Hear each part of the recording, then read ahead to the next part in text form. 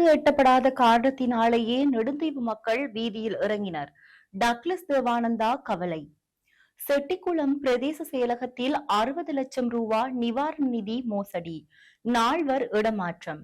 மக்களுக்கு பாதிப்பில்லாத வகையில் புதுப்பிக்கத்தக்க சக்தி வள திட்டங்கள், வடக்கு ஆளுநர் வேதநாயகன் அறிவுறுத்தல். மே 1 முதல் அமலுக்கு வரும் டிஜிட்டல் மோட்டார் காப்பீட்டு அட்டை. 2.5 மில்லியன் டாலர்கள் கொள்ளை தொடர்பில் சர்வதேச நாணய நிதியம் தீவிர கண்காணிப்பு. இஸ்லாமாபாத் பேச்சில் பெரும் இழுபறி நிலை, ஈரான் அமெரிக்கா வெளியிடும் முரண்பட்ட தகவல்கள். வணக்கம், இது ஈரோ தமிழின் இரவு நேர பிரதான செய்திகள். செய்திகளோடு இணைந்திருக்கும் நான் ஜெனிஃபர் ஹசன்.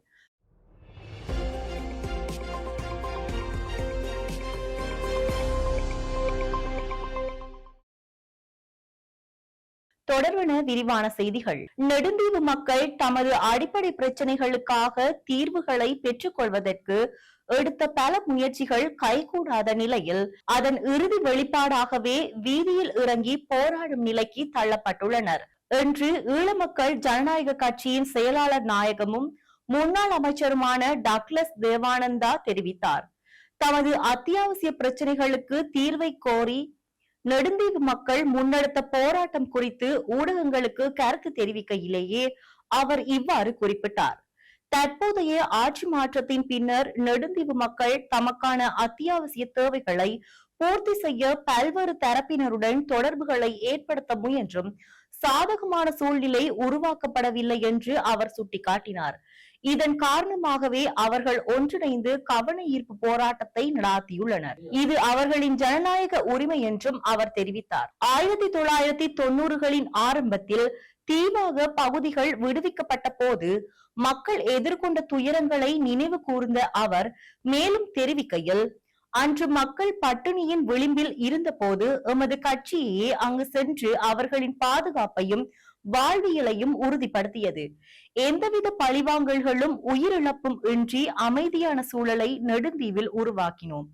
நெடுந்தீவு மக்கள் ஒரு காய்ச்சல் வந்தால் கூட எமக்கே தொடர்பு கொண்டு தீர்வுகளை பெற்றுக் கொண்டனர். ஆனால் யாருடன் தொடர்பு கொள்வது என்ற ஏது நிலை இல்லாத இயலாமையிலேயே இந்த போராட்டம் காரணமாகியுள்ளது.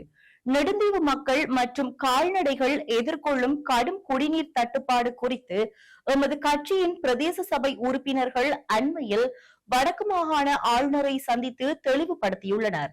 இதற்கு ஆளுநர் சாதகமான பதிலை வழங்கியுள்ள போதிலும் நடைமுறையில் என்ன நடக்கும் என்பது பொறுத்திருந்துதான் பார்க்க வேண்டும் என்றார்.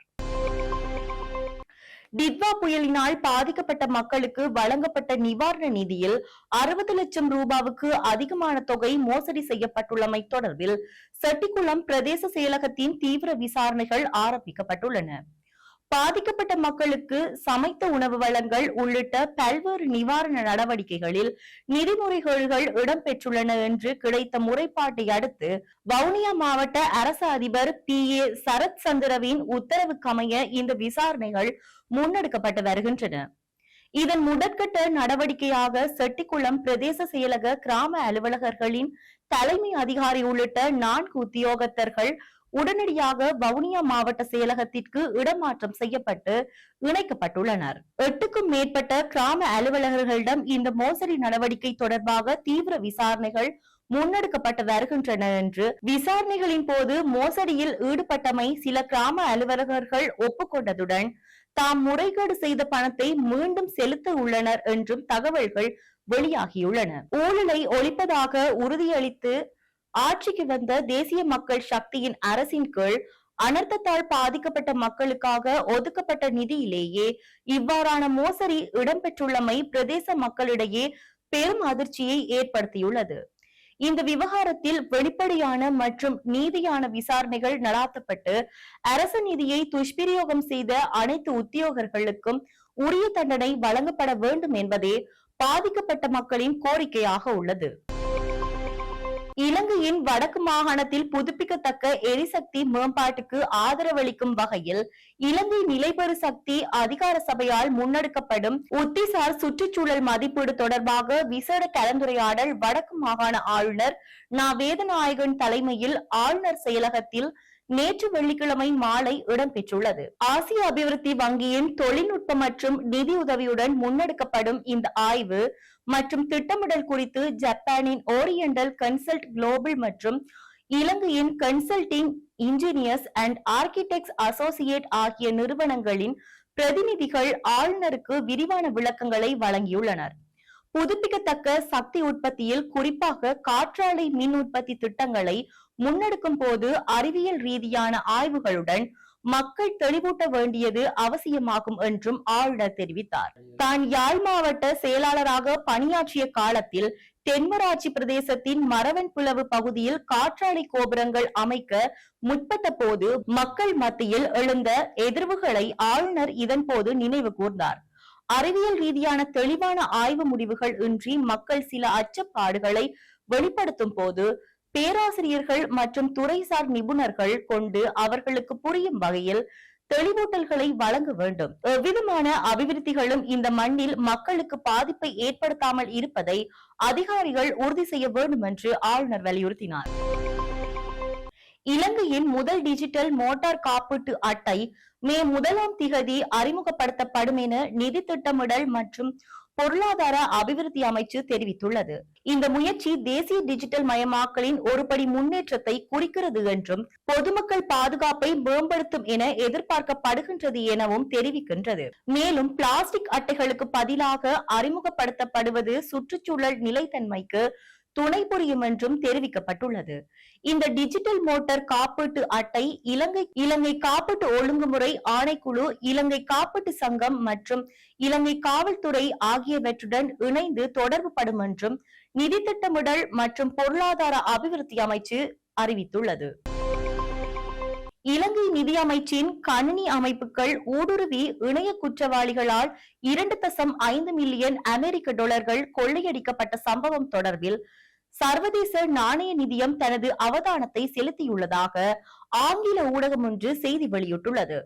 இது தொடர்பாக பதிலளித்த சர்வதேச நாணய நிதியத்தின் ஊடக பேச்சாளர், வெளிநாட்டு வளங்கள் திணைக்களத்தின் கணினி அமைப்புக்குள் அத்துமீறி நுழைந்ததை உறுதிப்படுத்தி நிதியமைச்சு வெளியிட்ட அறிக்கையை தாம் அறிந்திருப்பதாகவும் இந்த முக்கிய நகர்வை மிக நெருக்கமாக கண்காணித்து வருவதாகவும் தெரிவித்துள்ளார்.